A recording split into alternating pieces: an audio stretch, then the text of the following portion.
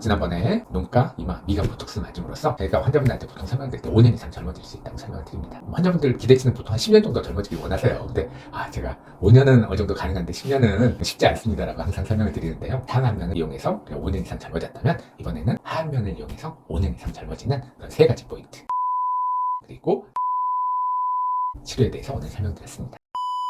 안녕하세요. 피부과 전문의 장문윤입니다. 지난번에 우리가 눈 주위, 이마, 미간, 눈가를 보톡스 포인트를 주어서 주름을 펴면 사람 인상이 바뀌어진다고 하는 그런 주요한 포인트 세 가지를 설명드렸었는데요.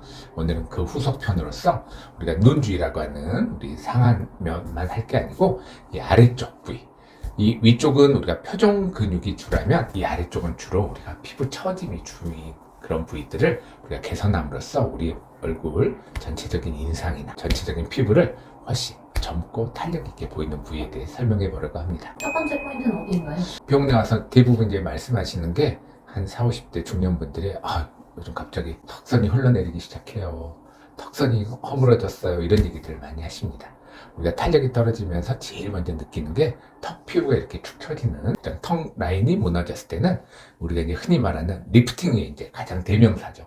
여기 좀 당겨서 이 턱선을 잡아주는 게 많이들 생각하고 계시고, 이럴 때 우리가 사용하는 게 흔히 말하는 리프팅 레이저고요. 리프팅 레이저의 가장 대표적인 건 초음파입니다. 울세라부터 시작해서 쭉 이어온 여러 가지 초음파 치료들이 가장 치료 효과를 보이고 있는 게 이 턱선을 올려주고 가장 큰 치료 효과라고 할 수 있습니다. 그럼 어떤 치료 장비를 추천하시나요? 턱 라인을 올리는 대표적인 치료가 초음파라고 설명했지만, 물론 고주파라든가 아니면 보초 같은 바늘을 이용한 고주파 치료도 턱선을 조정하는 데는 굉장히 효과적인 그런 대표적인 치료라고 할 수 있습니다. 턱선을 올리는 치료, 저희 매직 피부과에서 하고 있는 리프테라, 올리지오, 보초 같은 치료가 우리가 턱선을 잡아주는 대표적인 치료입니다. 턱선 리프팅을 할 때 이런 리프팅 레이저는 최소한 우리 한 달까지 지나야지 치료 효과가 나옵니다. 대부분 우리나라 사람들 가장 특징이 성격이 급한 거잖아요. 그리고 난 뭐 중요한 이벤트, 뭐 큰 행사라든가 상견례라든가 이럴 때 맞춰서 오시는 분들이 많다 보니까 즉시적인 효과들을 원하시는 분들이 많습니다. 리프팅 레이저를 하면서 동시에 이 턱 라인을 중심으로 하는 리프팅 보톡스, 스킨 보톡스를 같이 하는 것도 굉장히 좋은 치료 방법입니다. 두 번째 포인트는 무엇인가요? 턱 라인뿐만 아니고 대부분 입꼬리가 좀 처지기 시작한다, 아니면 입가주름, 불독주름이 너무 보기 싫다, 이렇게 입주에 생기는 그런 문제들을 가지고 오십니다. 조금 더 이제 연세가 있으신 분들은 그 할머니 주름이라고 표현하고 복주머니 주름이라고 입가에 잔주름들, 이런 거 굉장히 신경들 많이 쓰세요. 난 너무 보기 싫고 하는데, 그래서 요즘 빨대도 안 먹어 막 이런 식으로 표현들을 하시는데, 이런 주름들이 눈에 띄었을 때 나이 들어 보이는 그런 대표적인 포인트이기 때문에 이렇게 입 주위에서 벌어지는 이런 상태들을 우리가 개선하기 위해서 치료들을 하게 됩니다. 왜 그 부분들이 무너지나요? 지난번에 우리가 설명했던 눈 주위 주름이 생기는 이유도 눈이 자꾸 움직이면서 이마 표정과 근육을 쓰기 때문에 그렇듯이, 우리가 입 주위도 음식을 먹고 얘기를 하고 자꾸 움직이다 보니까 활동적인 부분에선 주름이 생길 수밖에 없는 겁니다. 그래서 입 주위를 중심으로 주름이 이제 생기게 되는 거고요. 이 주름을 해소하기 위해서는 대표적인 초음파라든가 고주파, 특히 이럴 때는 바늘을 이용한 고주파 치료가 굉장히 효과적입니다. 보초라고 하는 치료가 굉장히 효과적이고, 여기에 덧붙여서 필러 종류가 굉장히 많죠.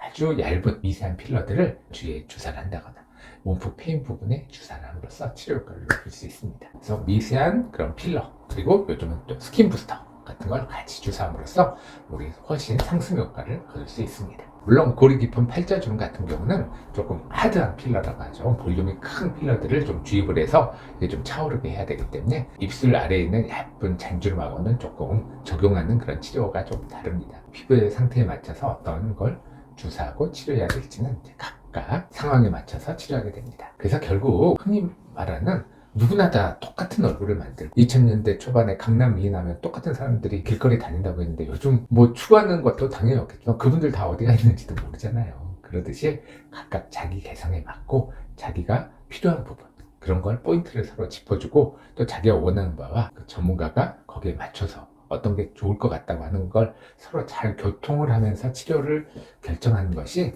결국 치료 결과도 좋고 치료 만족도도 제일 좋은 것 같습니다. 자, 그걸 짚어낼 수 있는 게 그게 결국 전문가고요.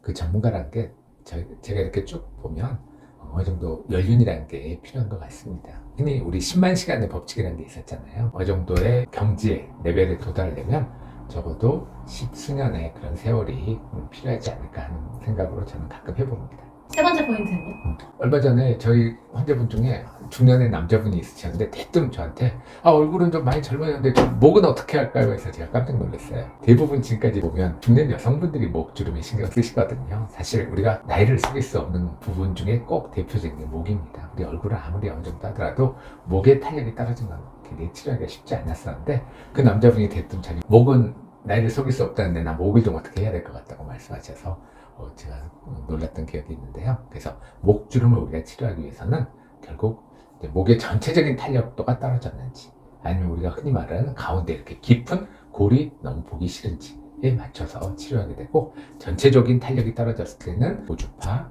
초음파 등의 치료를 같이 하면서 중심선으로 기둥처럼 목주름이 올라오시는 분들이 있잖아요. 닭벼슬이라고 환자분들은 표현하시는데 굉장히 그걸 보기 싫어하고 신경들 쓰십니다. 그래서 그런 경우는 거기에 맞춰서 보톡스를 같이 맞는다던가 아니면 이렇게 너무 잔주름 깊은 골이 있을 때는 거기에 맞춰서 필러라던가 여러 가지 시술을 같이 병행함으로써 전체적인 탄력을 좋게 하고 목의 젊음을 어느 정도 회복시킬 수 있는 그런 치료들이 여러 가지가 있습니다. 지난번에 눈가, 이마, 미간 보톡스 맞음으로써 저희가 환자분들한테 보통 설명드릴 때 5년 이상 젊어질 수 있다고 설명을 드립니다. 환자분들 기대치는 보통 한 10년 정도 젊어지길 원하세요. 근데 제가 5년은 어느 정도 가능한데 10년은 쉽지 않습니다라고 항상 설명을 드리는데요. 상안면을 이용해서 우리가 5년 이상 젊어졌다면 이번에는 우리 하안면을 이용해서 5년 이상 젊어지는 그런 세 가지 포인트 턱선 그리고 입주위 주름, 목주름 치료에 대해서 오늘 설명드렸습니다. 이상 피부과 전문의 장은영이었습니다. 감사합니다.